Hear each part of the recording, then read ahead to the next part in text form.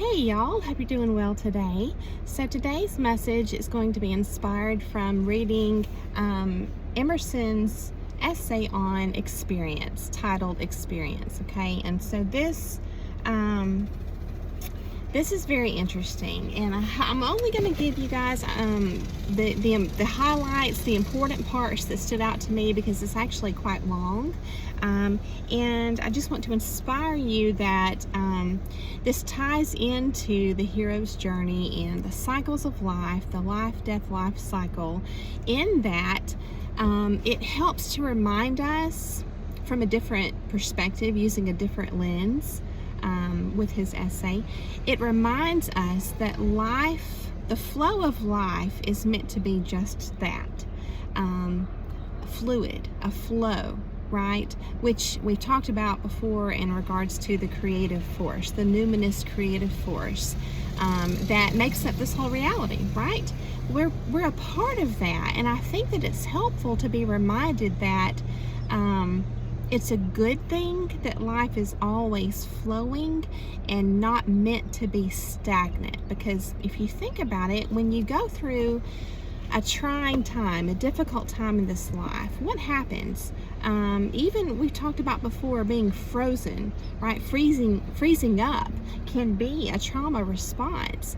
And so, a lot of times we're drawn to isolation to process hard things, where our life literally comes to a standstill, maybe not even wanting to get out of bed for, a few days or longer. So it's that aspect of life coming to a standstill, life becoming stagnant, and it turns bad for us, or worse for us, the longer we stay in that place, and we don't rejoin life again in that cycle. And it definitely takes strength. I want to acknowledge that. It's not like this is an easy process, but I think that if we take this in to our hearts, our minds and our hearts, as a great truth of the divine design of this reality, that it's meant to flow, if we just make peace with that in our hearts, I think that we're going to find peace a lot more as we learn how to push through times that maybe in the past we would have had a habit of not pushing through, of staying a little bit too long. You know what I mean? Just entertaining thoughts that are not, fruitful or helpful for too long, ruminating, those kind of things, right? So this essay brought about some concepts to my mind. I want to share those with you. So the themes that arose for me when I was reading are those of balance, striving to learn and grow, how we can get caught in that striving, and that in itself can become a place where we get stuck, patience and humility.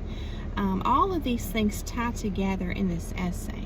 So I just hope that as we go through it, that it leaves you with a peaceful vibe that brings you relief, as well as inspiration to keep going despite failures, because keeping that humility forefront in our mind is important, because a lot of times society likes to glorify falseness.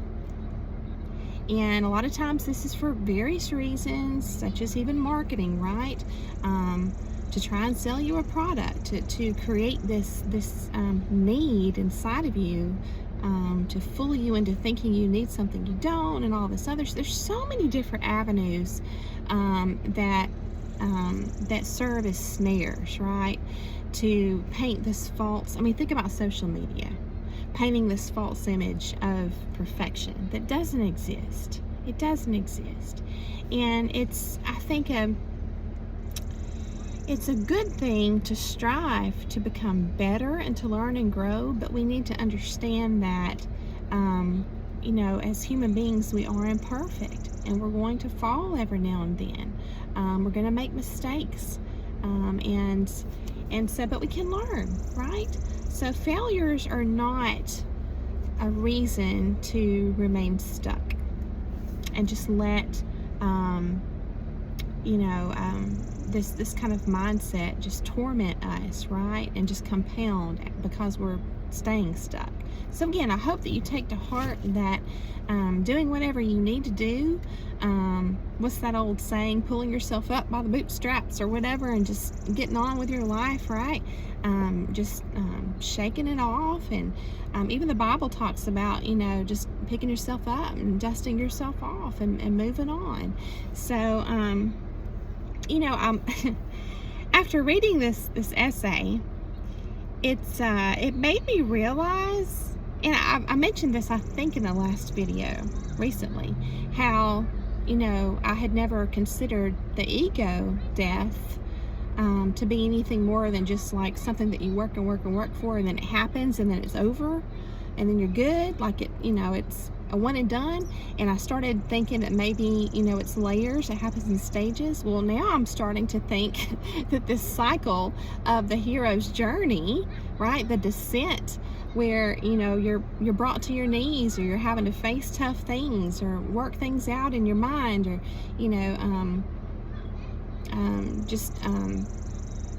call on God to help you through tough times, whatever it is. You're down in this darkness, right, in the underworld, and then you come back up and you have a boon or a bounty or some kind of gift or revelation that Campbell says is meant to be shared with the world, right? Because iron sharpens iron.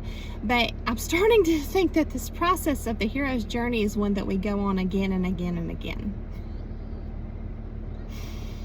So it reminds me, when I'm doing this, of like jewels, and how you put gemstones in a tumbler, and it's like to make them smooth and to make them glisten and shine, right? It's like the pressure that's required to form a diamond. All this kind of analogies and metaphors, you can think of it that way. But specifically when you're thinking about like a tumbler, like a gem tumbler, right? So I just hope that that this is kind of piecing together in our minds the preparation that we need to be able to really digest the quotes that I'm going to pull in just a minute, okay?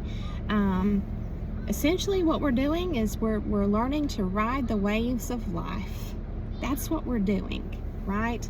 And just to remember that cycle I just talked about, because, we talked about before, in all the books, the hero's journey is illustrated as a circle where it's literally not a flat horizontal, but a vertical circle. So if you think of it that way, sometimes you're going to be on top. You've had some revelations recently, and you feel good, and you feel sure of yourself and your perceptions, and you feel like you're in alignment with that inner guiding light, and everything's good. And then the next thing you know, you're handed another lesson, but it's disguised, see, as a failure or a hardship, or a challenge, or something that's meant to bring to humble us. And so that's where your strength is required, right? Which is why it's called the hero's journey, because you do have to push through and keep going. That's what it's about. And so sometimes you're going to be on the top of the world, and sometimes you're going to be down here on the bottom. But just remember, there's value down there, right? That's where the diamonds are created, right? In darkness, under pressure. So just remember that, and if we can learn and make it a habit within our minds and our hearts to keep this in the forefront of our minds, that perspective, I think it's really going to help us to push through those hard times, right? Because sometimes we tend to latch on to things, and ruminate and just entertain negative thoughts for way too long, right? Especially our perceived failures. So cycles of nature teach us to let it go, and not just let it go, but let it go on the regular, right? On the regular. Remember that Matthew chapter 6 verse 34 says, "Don't worry about tomorrow, for tomorrow will worry about itself. Each day has enough trouble of its own." So that's encouragement to live in the moment, right? Of course we have to plan. Of course we want to reflect from time to time, right? To extract the lessons and add to our wisdom. But as far as our just normal mode of operation, I think just keeping this just in the forefront of our minds, is going to help us to just glide right through, right? I think there's even been an analogy in something I read. I think I probably shared it with you guys in one of the books, in Estes' book or in Joseph Campbell's book or something, where it talked about the hero in these stories a lot of times is seen as, I was talking about gliding through a situation, is literally going through. The passage is through, like two, it may be two, there's, what's it called? The simple glades or simple, I'm probably totally saying it wrong. If I can find it, I'll put it in the description for you all. But there's like these two huge rocks that are very dangerous to pass, but the hero just goes right through. So again, that's the theme of balance, you know, understanding that not having the expectation that life should always be up here and always should be great, you know, because if you have that expectation, you're going to view the low parts as failures. So it's all about perspective, all of it. If you expect that sometimes, you know, life will be here and sometimes it'll be here, within yourself and within your moods, as well as others, right? It's going to just help. It's going to help us to have healthy relationships and connections and perceptions, and it's going to help us to regulate our feelings and emotions if we expect, again, these cycles, here and here, here and here, here and here, here and here, right? So, you know, somebody can stay in victimhood if they don't let yesterday's worries die, right? Remember, the new life or creative portion of the cycle is going to be put on hold if we're not willing to let something go, right? To flow through. So temperament is, you're going to find a big theme in this essay, and just, you know, we have to understand that with regards to perceptions, we know that when feelings arise, so we know this, that feelings can be so powerful sometimes that they can just knock us off our path sometimes. And you know, that's going to happen, right?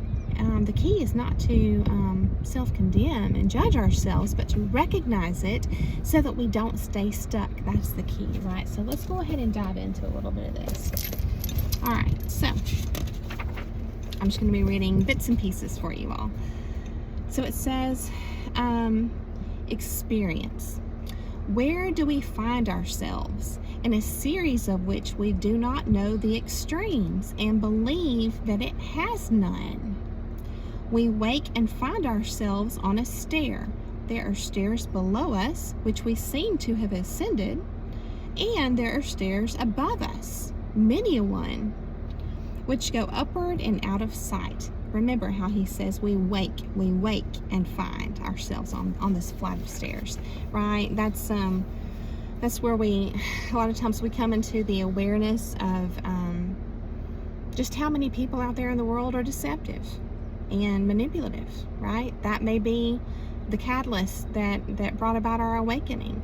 And so, and yet there's this incredible, almost miraculous type process that happens where when you wake up, you can look back and realize the things you went through, even though you may have navigated the things in your past while asleep, they still taught you some lessons. It's just that the realization didn't happen until now, when you're looking back and reflecting.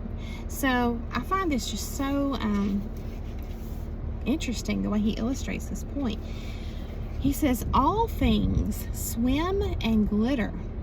Our life is not so much threatened as our perception, right? Again, it's all about our perception, our lenses. And then he says,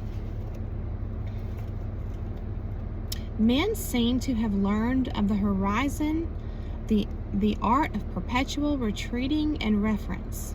And then he has in quotes, yonder uplands are rich pasturage, and my neighbor has fertile meadow, but my field, says the querulous, I think, farmer, only holds the world together. In other words, we minimize a lot of times our experiences too. And so I thought that was interesting. So he says, so much of our time is preparation, so much is routine, and so much retrospect, that the Okay, is this pith or pith? It's P-I-T-H. I meant to look that up before I filmed and forgot. So I'm just going to be real with you all and say that, right? It says, but the pith, I guess, of each man's genius contracts itself to a very few hours. The history of literature, and then he gives examples, which he refers to as the net result of all these different authors, is a sum of very few ideas and of very few original tales. All the rest being variations of these. We're finding the patterns, right, and the commonalities between the different stories and fairy tales and folklore, movies, all this, right? We talked about that. So yes, it's all the rest being variations of these. So in this great society, wide lying around us, a critical analysis would find very few spontaneous actions. It is almost all custom and gross sense. And then he makes a note here, just one statement I want to share with you all. He's talking about losing his son, the death of his son. And he says that grief, too, will make us idealists. Because grief, going through grief, certainly puts things in perspective, doesn't it? So it says, life is a train of moods, like a string of beads, and as we pass through them, they prove to be many-colored lenses, which paint the world their own hue. Yes. And each shows only what lies in its focus. Right. Which is why it's so important to acknowledge and take control of and regulate our feelings, our emotions. From the mountain, you see the mountain. We animate what we can, and we see only what we animate. Nature and books belong to the eyes that see them. It depends on the mood of the man, whether he shall see the sunset or the fine poem. There are always sunsets, and there is always genius, but only a few hours so serene that we can relish nature or criticism. The more or less depends on structure or temperament. Temperament is the iron wire on which the beads are strung. Of what use is fortune or talent to a cold and defective nature? Exactly, right. Attitude is so important. Temperament is the veto or limitation power in the Constitution, very justly applied to restrain an opposite excess in the Constitution, but absurdly offered as a bar to original equity. When virtue is in presence, all subordinate powers sleep. On its own level or in view of nature, temperament is final. Right? Sometimes it's so powerful it can just take center stage, right? And just like Stephen Covey talks about, what we place in our the middle of our circle, our focal point. When we're viewing reality in our experiences, it's just critical, right? On its own level or in view of nature, temperament is final. I see not, if one be once caught in this trap of so-called sciences, any escape for the man from the links of the chain of physical necessity. Given such an embryo, such a history must follow. On this platform, one lives in a sty of sensualism and would soon come to suicide. But it is impossible that the creative power should exclude itself. Into every intelligence there is a door which is never closed, through which the Creator passes. The intellect, seeker of absolute truth, or the heart, lover of absolute good, intervenes for our succor, or succor, S-U-C-C-O-R. And at one whisper of these high powers, we awake from ineffectual struggles with this nightmare. We hurl it into its own hell and cannot again contract ourselves to so base a state, right? Because a lot of people operate there and they don't even try to get out of it. They're just totally 24/7 driven by feelings, right? And that's dangerous. because they're very reactive all the time, right? And that's not to say that we haven't experienced that too, but the goal is to, like he says, to wake up, right? And to not operate that way anymore. So it says the secret of the illusoriness, it's talking about illusions, illusoriness is in the necessity of a succession of moods or objects. Gladly we would anchor, but the anchorage is quicksand. Exactly. It's thinking about, what is going to be our solid rock? What are we going to get rooted in?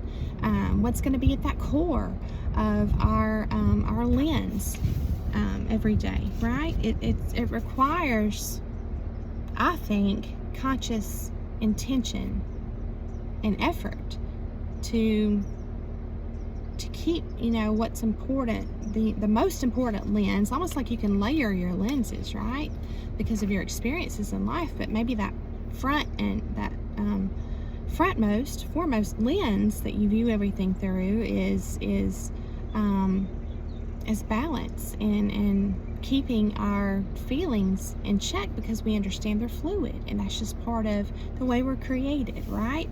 They're meant to speak to us. They're meant to be part of our detection system, but we just have to, just like Elsa, we have to learn how to use that power, because it is a power, but it can be used for good, for discernment, and it can be used for bad when it's out of our control, right?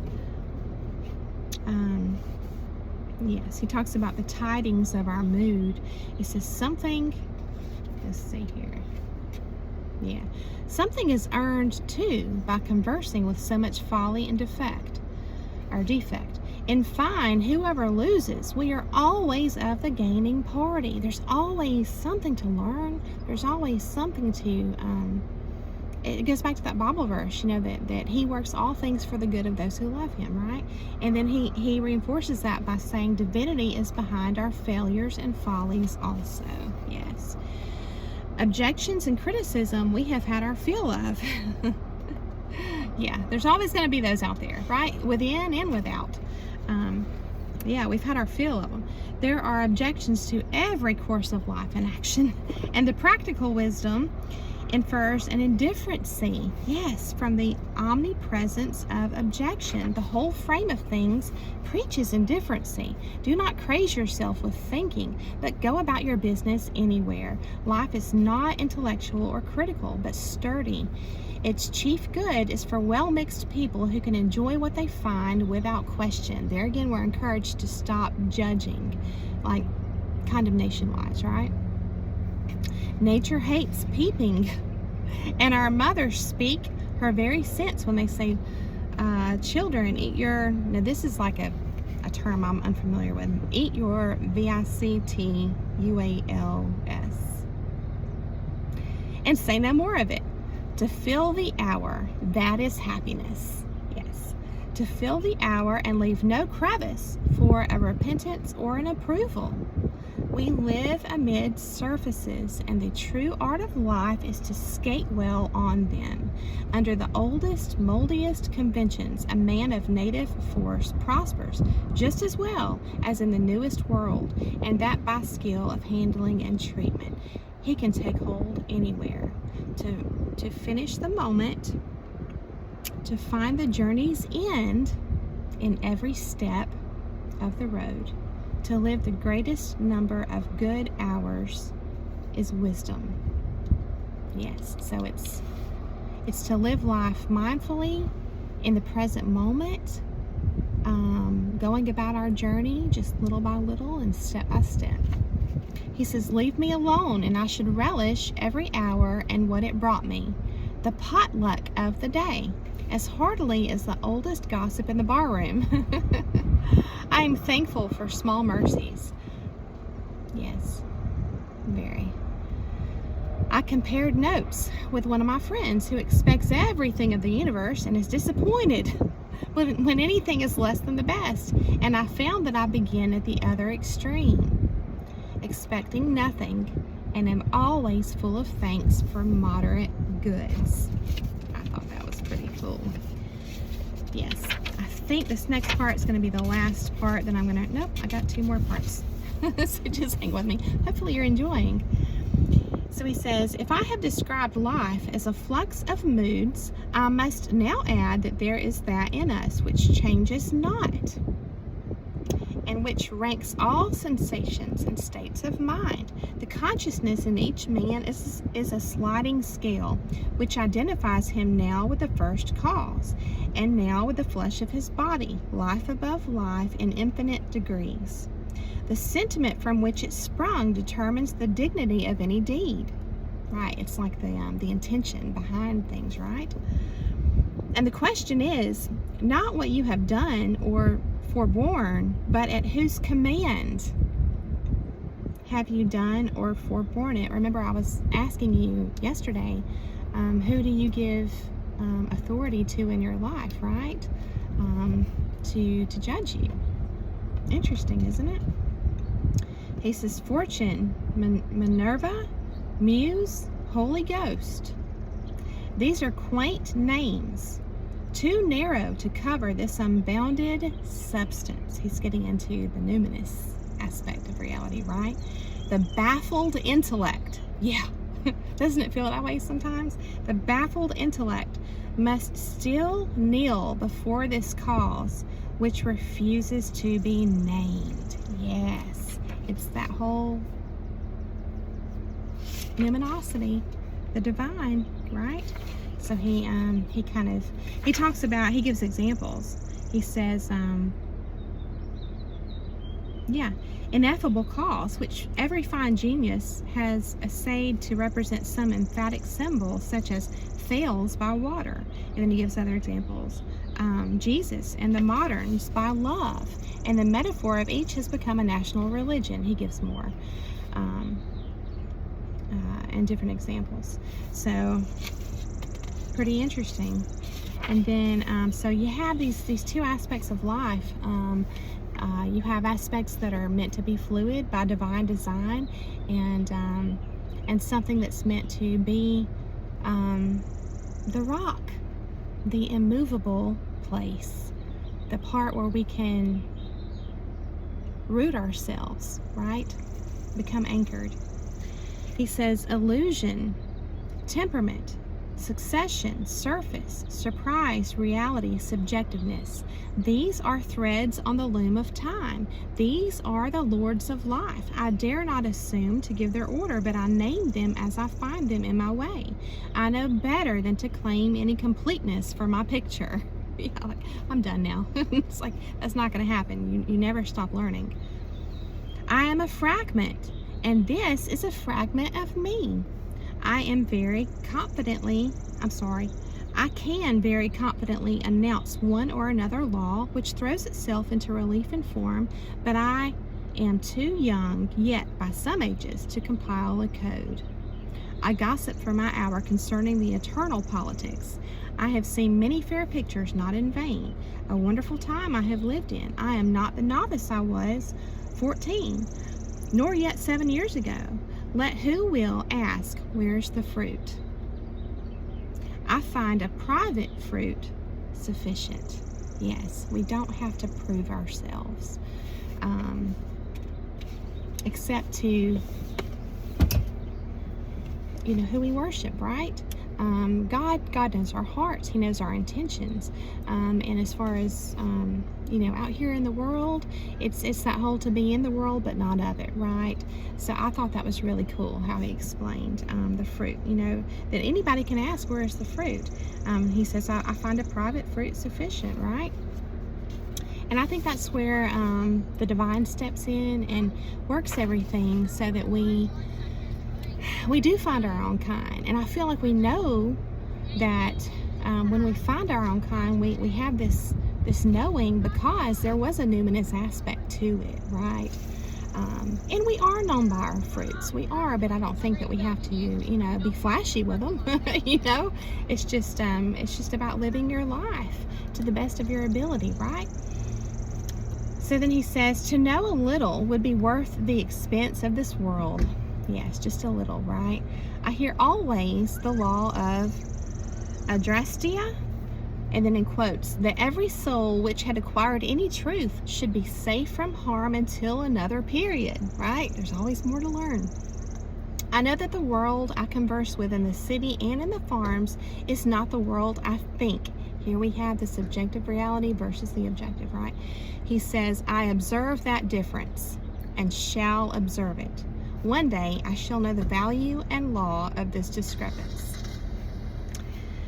Patience and patience we shall win at the last. We must be very suspicious of the deceptions of the element of time. It takes a good deal of time to eat or to sleep or to earn $100, and a very little time to entertain a hope and an insight which becomes the light of our life. We dress our garden, eat our dinners, discuss the household with our wives, and these things make no impression, are forgotten next week. But in the solitude to which every man is always returning, he has a sanity and revelations which in his passage into new worlds he will carry with him. Never mind the ridicule, never mind the defeat. Up again, old heart. It seems to say, there is victory yet for all justice. In the true romance which the world exists to realize will be the transformation of genius into practical power. So I thought that was just the coolest essay on the life experience, the experience of this reality. A lot of things to think about, hopefully. A lot of little morsels to chew on, right? To get the wheels turning. And I hope that it has been valuable for you. I hope that you have benefited and found value and enjoyed it. And I just thank you so much for coming along with me today to listen to the message. I hope you have a beautiful day. And I'll see you again very soon.